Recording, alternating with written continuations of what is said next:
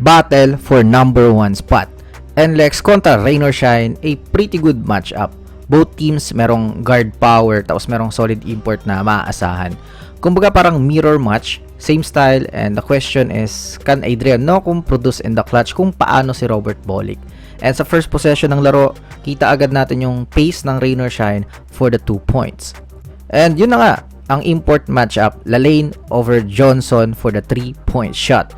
Tas Robert Bolick commanding the defense, attacking the defender, tapos magki-kick out, tapos pagka next possession, pag wala namang nag-commit, siya naman yung pupuntos.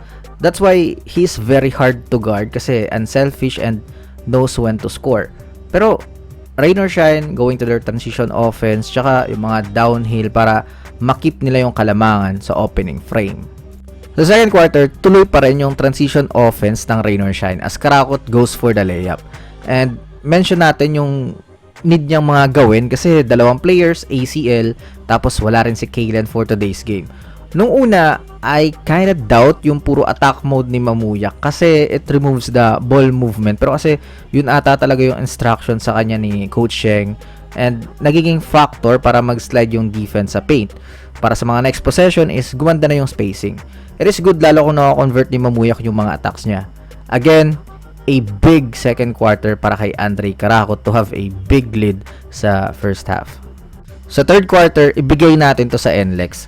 Sinimulan nila Lane hitting his jumpers sa 3-point distance kahit sa mid-range area. Tsaka looking at NLEX, kahit guard heavy, wala yung tulad sa Converge na ipipilit lahat ng tira. If merong help, walang hesitation na mag-extra pass. Actually, dun pa nga galing yung mga 3-point shots ni Berto. 3 catch and shoot 3-point shot sa third quarter. Tapos nung umaangat na yung defense ng Ross, doon naman nag-downhill action yung NLEX. Grabe, sobrang ganda talaga ng matchup na to. Sa endgame, sobrang ganda, promise. Game plan ng NLEX is make Villegas play defense against Berto.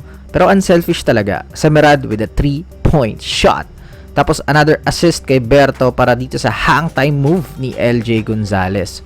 So, nagkaroon ng head coach challenge and successful yung Rain or Shine dito.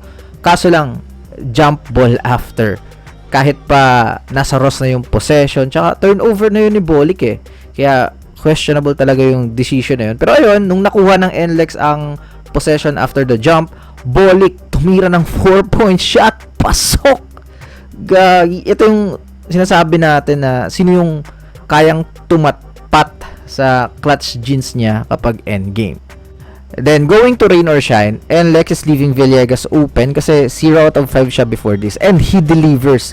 Nakatuwa rin talaga na nagpuproduce na siya after ng matagal na pag-aantay. Here, na-read ng Ross yung offense ng NLEX kaya naka-initial agad si Mamo kay Berto. And ayun, turnover. Clarito in transition. Fouled. Kaso, pagdating ng free throws, he is averaging 81% on the line. Tapos Mintes, parehas. And hindi na pwedeng mag-player timeout. Bolick with this clutch decision making. Nanghihingi pa nga siya ng screen pero hindi sumunod si Bahio. Though Berto had to take it all the way.